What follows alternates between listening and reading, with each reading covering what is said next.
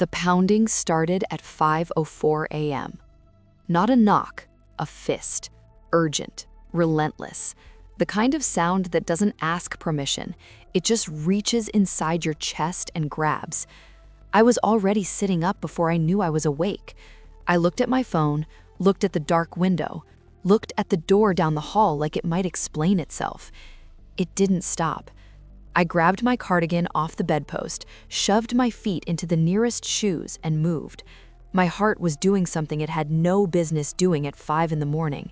Hammering, loud, certain that whatever was on the other side of that door mattered. I looked through the peephole. Marcus Veld.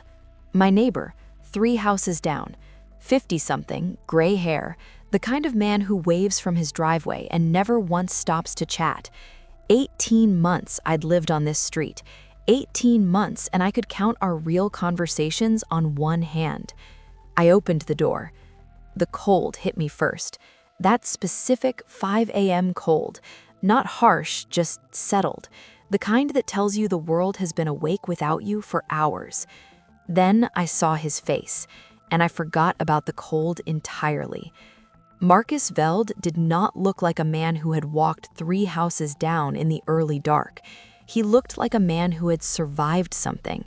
His skin was the color of old paper. His hands, braced against my doorframe, were shaking.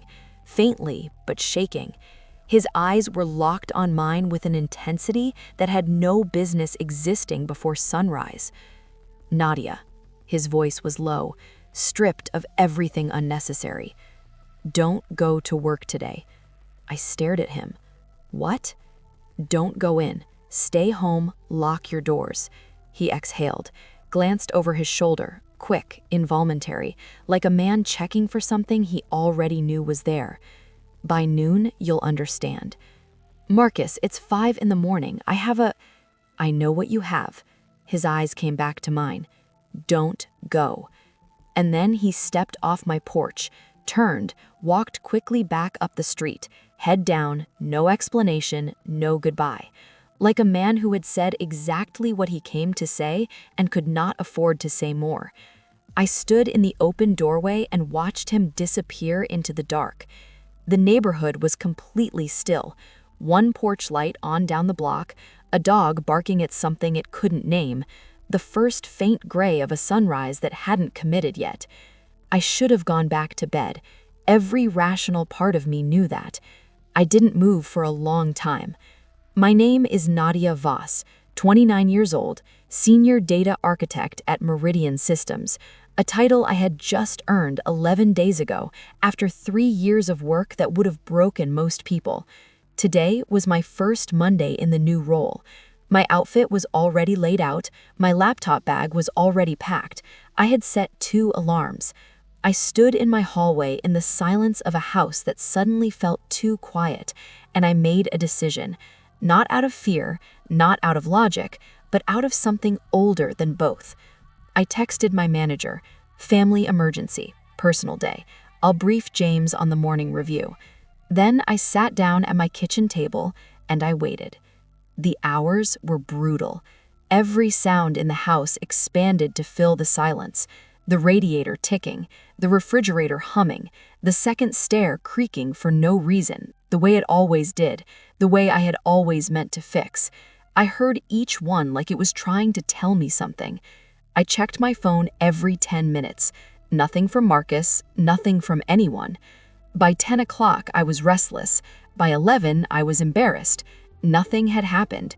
The world was continuing without me. My colleagues were at their desks, getting their lukewarm coffee, moving through an ordinary Monday morning, and I was sitting in yesterday's clothes, watching my kitchen wall because my neighbor knocked on my door before sunrise. I almost texted my manager back. False alarm, I'll be in by noon. I almost did. At 11:47 a.m., my phone rang. Unknown number. I let it ring once, twice. Something in my stomach pulled tight like a wire being wound. I answered. Miss Voss? Male voice, measured, the specific kind of calm that comes with authority and a badge. This is Detective Hale, Federal Investigations Unit. I'm calling regarding a security incident at Meridian Systems this morning. A beat. And are you aware of what's occurred? The floor dropped out from under me. No, I said. My voice came out steadier than I felt. What happened? There was a significant breach of the company's classified data infrastructure. Restricted files were accessed. Sensitive proprietary architecture was partially exfiltrated. He paused, and when he spoke again, his voice had a new layer. Careful, managing, already deciding something about me. Miss Voss, we have evidence placing you at the scene. That's not possible. The words were out before I could shape them. I've been home all morning. I didn't go in today. I messaged my manager before 7:30. We're aware of the message. Smooth, immediate, like he'd been expecting exactly that. The breach began at 8:17 a.m. Your access credentials authenticated the Level 4 secure partition. Your registered device ID was confirmed by the system. Security cameras captured a woman matching your physical description entering the east stairwell at 8:22. He let that sit in the air between us. The footage is very clear, Miss Voss. I pressed my free hand flat against the kitchen table. Someone is using my credentials. I was not there. Can anyone confirm your location this morning between 7:30 and noon? I looked at my empty kitchen, the single mug on the counter, the one chair pulled out from the table, the whole quiet evidence of a life lived alone. No, I whispered. I live alone. A beat of silence that lasted exactly 1 second too long. A personal device registered in your name was recovered near the server access point, the detective continued, his voice becoming formal now in a way that was worse than urgency. We also recovered a data transfer drive containing fragments of your personal files alongside the exfiltrated data. Another pause. Until your whereabouts are independently confirmed, you are a person of interest in an active federal investigation. Units are being dispatched to your address. I'm asking you not to leave. The call ended. I put the phone down on the table. Person of interest. I sat very still and let the shape of it assemble itself in my mind. Someone had gone in today as me. They had used my credentials, my device profile, my access patterns. They had walked the same corridors I would have walked on my first Monday in a new role. Visible, expected, documented. They had committed a federal crime wearing my identity like a coat. And if I had gone to work today, I would have been there, my real self moving through the same building as my false one. The chaos of the investigation would have made it impossible to separate what I did from what was done in my name. Marcus had known. Marcus had known this morning was a trap. A knock at my door, controlled, deliberate, not afraid, decisive. Nadia, his voice through the wood. It's Marcus. Open the door. We have minutes, not more. I opened it. He came inside in one motion, closed the door, checked the window. All of it smooth, practiced, the movement of someone who had rehearsed exactly this. The police called, I said. I know. They're coming here. They're not coming to help you. He turned from the window and his eyes were direct, unblinking. They're coming to lock you into a narrative before the truth has any room to breathe. What truth? Marcus, who are you? He reached inside his jacket, produced a gray envelope, held it out. Your father sent me. The room shifted. My father is dead, I said. I know. He reached me 8 months before he died. He knew what was coming. Marcus didn't lower the envelope. He asked me to move to this street, to stay close to you, to give you this only when there was no other option. His voice dropped slightly. We are past that point. My hands were not steady as I took it, not steady at all as I unfolded the single sheet inside. My father's handwriting. I knew it in my bones, the hard-pressed pen, the slight leftward lean, the way his capital N always curled back on itself like it was reconsidering. Nadia, if Marcus is giving you this, then what I spent my life trying to stop has started. You are not in danger because of something you did. You are in danger because of something I found and hid where only you can reach it. There is a program. It has been running for over a decade.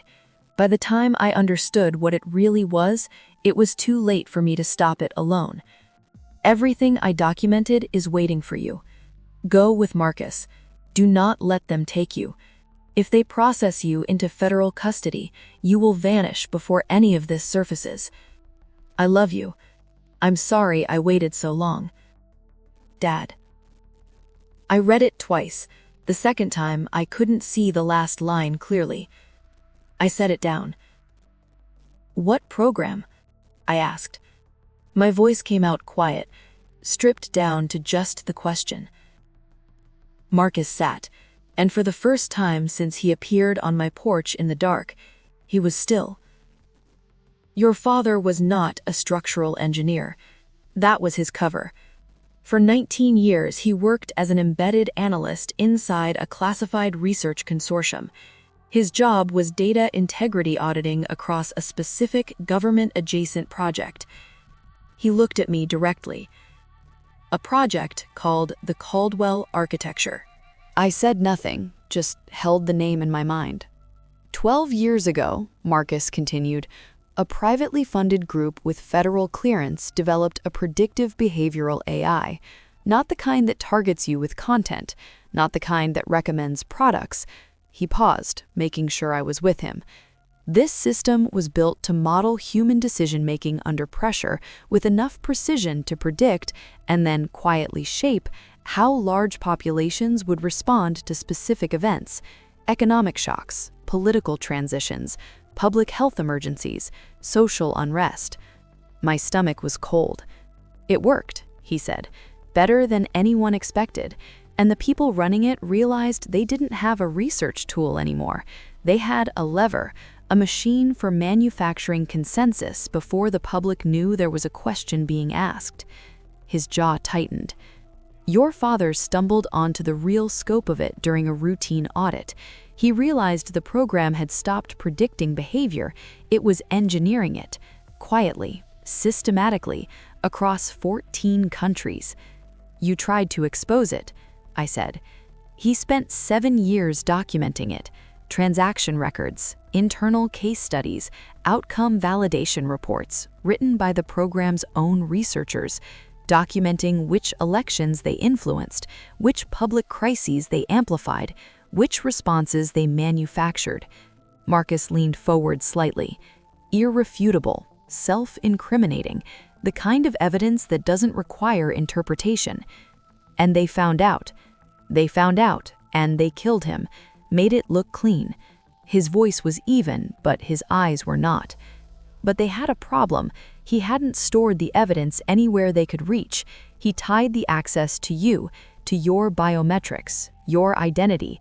The only way to permanently bury what he built, Marcus stopped, let it land on its own, was to bury me first, I finished. Outside, far off but getting less far, the sound of sirens. Marcus stood. We go now. We took his car, gray, forgettable, chosen to be both. We were 2 streets over before the first dark SUV turned onto my block. I watched through the mirror as 2 figures stepped out, moving with the brisk certainty of people who weren't there to ask questions. The city dissolved behind us. Highway, then open land, then a gravel track cutting into dense fir trees, the sky pressing lower and grayer through the canopy. I thought about my father in those miles of silence. I thought about the Tuesday evening call, the one where he said, "There are things I need to show you, Nadia, things I waited too long to say," and how I had told him we'd talk that weekend, how I had believed, the way you always believe until you can't anymore, that there would always be another weekend. He had been carrying this for 19 years. Every birthday dinner, every Sunday phone call, every ordinary conversation, all of it held over the depth of a secret large enough to get him killed. He had carried it alone so that I could have something ordinary for as long as possible, and when ordinary ran out, he had planned for that too. The facility emerged from the hillside like something that didn't want to be found, low concrete, half swallowed by the landscape, overgrown into invisibility. Marcus led me around the south face to a recessed panel flush against the wall. I pressed my palm to the scanner. A long pause, the kind that makes you stop breathing. Then a tone, low, certain, a lock releasing. The door pulled inward. Cold air, still, untouched. The overhead lighting came on automatically, clean, even, patient. The walls were lined with sealed metal cases, a single terminal at the center, screen dark, and on a smaller stand to the left, something that hit me below the chest before my mind had even processed it. My father's old field notebook, dark green cover, elastic band around the middle, the one he had carried everywhere when I was small. I used to tease him about it. "Dad, just use your phone." He would always smile. "Paper doesn't crash, Nadia." I picked it up, opened to the last marked page. His handwriting, one final time. "If you made it here, you are already more than they believed you could be. At the terminal, there are 2 commands. One destroys everything in this facility, permanently, irreversibly. They built that option hoping fear would make you use it. The other releases everything to a distributed network of independent journalists and oversight bodies across 11 countries, simultaneously. It cannot be recalled. If you choose it, they will not stop coming for you, but you will not be alone. And neither will the millions of people who have been living in a story written for them without their knowledge.